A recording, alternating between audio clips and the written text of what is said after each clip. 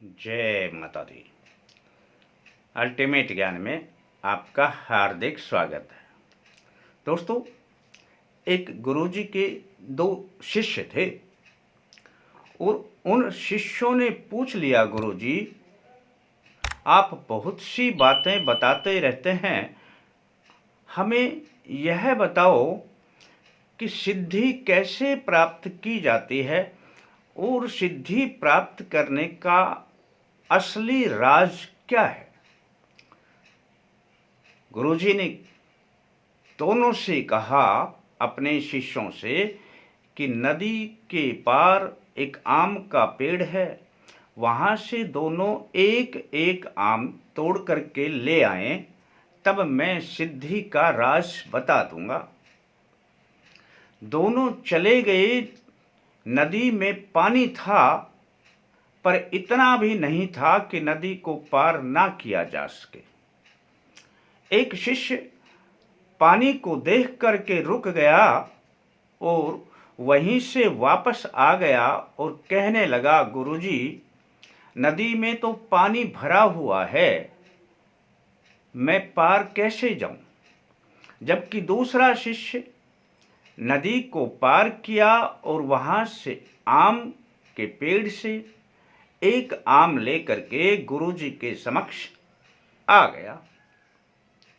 बस गुरुजी कहने लगे कि सिद्धि का यही राज है। आप जिसकी सिद्धि करना चाहते हैं, उससे पहले अपने मन को इतना प्रबल बनाओ कि कोई भी काम तुम्हारे लिए कठिन ना हो।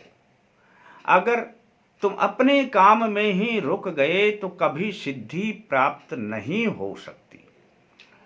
ईश्वर केवल और केवल उन्हीं की सहायता करता है जो अपनी सहायता अपने आप करते हैं।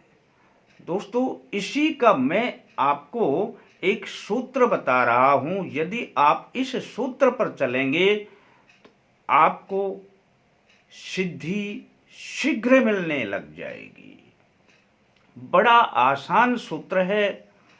आप सुबह सुबह अपना फ्रेश होकर नहा धो करके और पूरब की तरफ मुख करके आसन लगा करके बैठ जाएं। पास में जल रख लें और जल थोड़ा हाथ में अपनी हथेली में डाल लें। बस दोस्तों, आपने जो बोलना है और करना है, यदि आप इस विधि पर चलेंगे तो समझ लेना सिद्धि आपके कदम चूमेगी। आप चाहे कोई भी मंत्र करें, कोई मंत्र छोटा बड़ा नहीं होता है, कोई देव छोटा बड़ा नहीं होता है, पर जो करेंगे उसमें आपको शीघ्र सफलता मिलेगी, शीघ्र सिद्धि मिलेगी। आप पीछे मुड़ करके कभी नहीं देखेंगे, आगे ही बढ़ते चले जाएंगे। बस आपने हाथ में जल लेकर के यह बोलना है, ओम श्री विष्णु, ओम श्री विष्णु, ओम श्री विष्णु।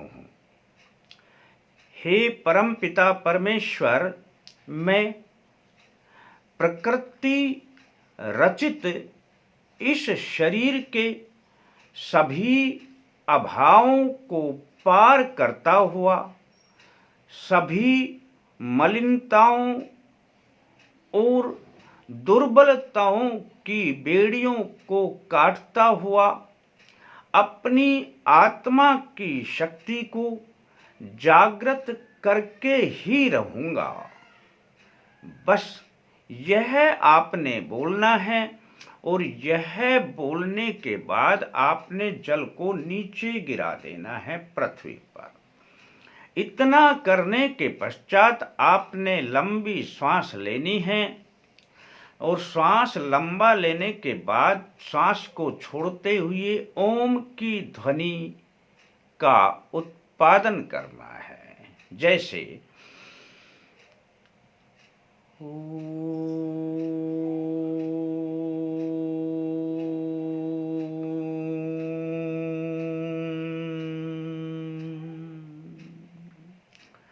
फिर श्वास को खींचना है और ओम की ध्वनि का उत्पादन करना है।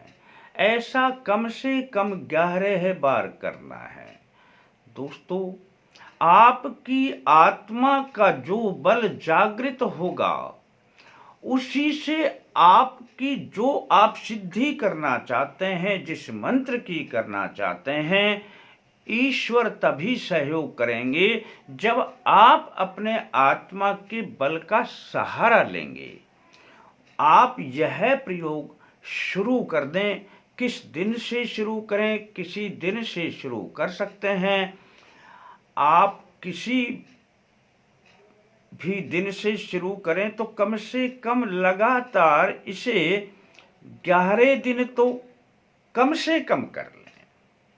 ज़्यादा कर लेंगे तो अति उत्तम है, पर कम से कम 11 दिन करें। 11 दिन में आप देखेंगे कि आपकी जितनी दुर्बलताएं हैं, मलिनताएं हैं, आपके जीवन में जो भी अभाव हैं, शरीर में जो अभाव हैं, उनसे आप पार होने लगेंगे और आपकी आत्मा की जो बल है वो बढ़ने लग जाएगा। और जब आत्मा का बल बढ़ेगा तो कार्य करने को मन करेगा। अब जो कार्य आप करेंगे, अब चाहे आप 11 दिन के बाद किसी भी मंत्र का सहारा लेंगे, किसी भी देव का सहारा लेंगे, तो वह आपको सिद्धि मिलेगी ही मिलेगी। दोस्तों, करके देख लेना। बहुत ही अच्छा प्रयोग है। बहुत से व्यक्ति कह देते हैं जी हम कार्य करते हैं, सफलता नहीं मिलती है। आप अपनी शक्तियों को थोड़ा सा जागृत करें।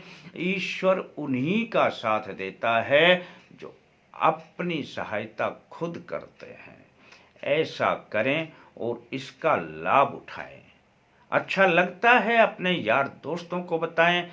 आपके लिए सिर्फ इतना ही। आप अपने लाइक का ध्यान रखें। शेष फिर मिलते हैं दोस्तों नए अंक के साथ। तब तक के लिए जय माता दी।